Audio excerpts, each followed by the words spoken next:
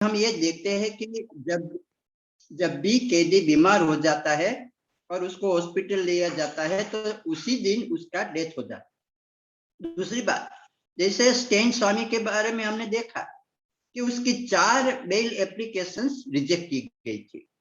तो मेरे ख्याल से ये जुडिशरी का फॉल्ट है, क्योंकि 82 इयर्स ओल्ड को जो कोविड संक्रमित भी हो गया था, जिसको हार्ट की भी बीमारी थी, उसको उसकी बेल एप्लीकेशन डिले करने की क्या वजह थी, ये अभी तक हम नहीं जान पाए।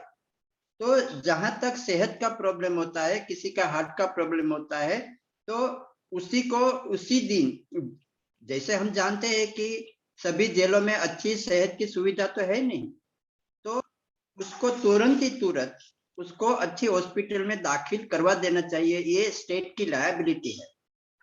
और जहां तक कस्टोडियल डेथ का सवाल है, तो मैं आपको बताऊं कि 1976 में सुप्रीम कोर्ट का एक जजमेंट है, उसमें जस्टिस भगवती ने खुद ही कहा है कि ये blackest chapter in the history of India. जो कस्टोडियल डेथ होता है, वो तो हम कैदियों का मौलिक अधिकार का जतन तो नहीं कर रहा है, लेकिन उसकी जहां उसका जतन होना चाहिए, उसकी शारीरिक सुविधा का जहां हमें ख्याल रखना चाहिए, उसके हिसाब से ऐसा तो होने का एक तरफ रहा, लेकिन उन लोगों का डेथ हो रहा है।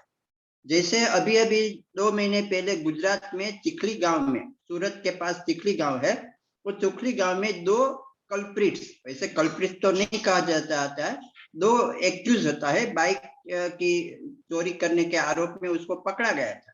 वो दोनों के दोनों वहां मर गए पुलिस कस्टडी में। ये कैसे हो सकता है? तो जब भी कस्टोडियल डेथ होता है तब पुलिस अपनी स्टोरी बना लेता है, जैसे एनकाउंटर में बना लेता है, वैसे भी कस्टोडियल डेथ में बना लेता है।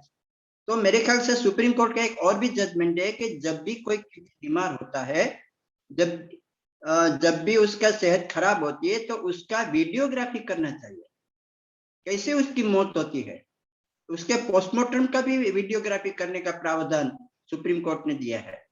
तो और अभी अभी जो ये आत्मदीप ने ये बताया कि अपने कानून में ऐसा भी प्राविधान है कि जो डिस्ट्रिक्ट एंड सेशन जज है, हर 3 महीने उसको जेल की विजिट करनी चाहिए। उसमें एक जेल कमेटी भी होती है, तो उस जेल कमेटी को हर 3 महीने जाना चाहिए, कैदियों की कंप्लेंट सुननी चाहिए। ये सब बातें नहीं होती, उसका इम्प्लीमेंटेशन कहीं भी नहीं होता। अरे मेरे ख्याल से ज्यादा हमारे देश में इसका इम्प्लीमेंटेशन नहीं हो रहा है। तो हम जब अपने मानव अधिकारों की बात करते हैं, तो इसमें हमें कैदियों की और भी नजर डालनी चाहिए कि जेल में भी कैसे सुधार हो। जैसे हम पुलिस रिफॉर्म की बात करें, जुडिशियल रिफॉर्म की बात कर रहे हैं, तो उसे कैदियों को भी उसके जो अपने जो मौलिक अधिकार है उसका भी जतन होना चाहिए। इसके बारे में जागरूकता की बहुत जरूरत है, जेल सुधार की भी जरूरत है। खाना भी अच्छा नहीं मिलता, पानी का अच्छा नहीं मिलता।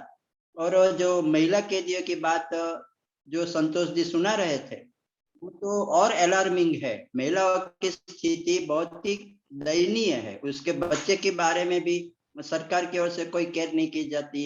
उसके लिए उसके लिए भी एक अलग से सेल होना चाहिए, उसकी पूरी तरह से केयर होनी चाहिए, उसको दूध मिलना चाहिए, शिक्षा मिलनी चाहिए, ये सभी वो अपने बच्चों का भी ख्याल होना चाहिए। ये मेरे ख्याल से मेरे विचार है। धन्यवाद शिवानंद जी।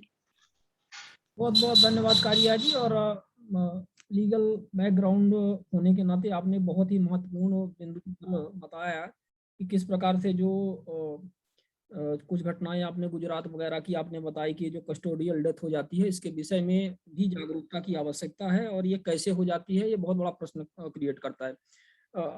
अब कार्यक्रम में हम आगे बढ़ेंगे और हम श्री प्रवीण पटेल जी को कार्यक्रम में इनवाइट करेंगे कि वह इसके विषय में अपने विचार रखें।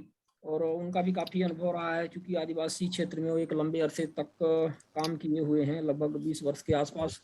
तो यहाँ पर ह्यूमन राइट्स वायलेशंस और ये सारी चीज़ें बहुत ज़्यादा देखने को मिलती हैं। तो वो भी अपना अनुभव शेयर करेंगे। प्रवीण पटेल जी। यस, सभी साथियों को मेरा नमस्कार। काफ़ी बातें हुई है, मैं कुछ दूसरी